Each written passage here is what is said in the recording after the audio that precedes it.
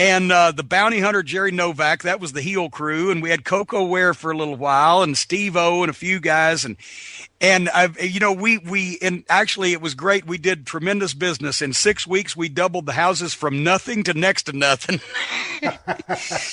And then finally, Ole came in one day. We were shooting promos at TBS for this off-brand fucking circuit. And Ole came in. And it's the only, actually the first time I'd ever been fired, but I didn't feel like that I was fired because his exact quote was, "Don't do this anymore." And Dundee said, "What? You mean the promos?" He said, "No, the whole territory." He closed the whole territory down after 6 weeks and said this was a bad idea.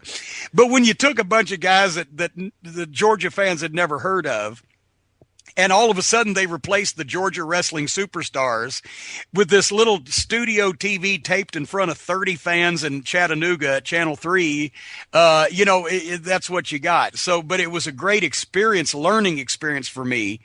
Only being 9 months in the business and only having worked Memphis to go down and be the top guy. I was the top heel manager in a phone booth.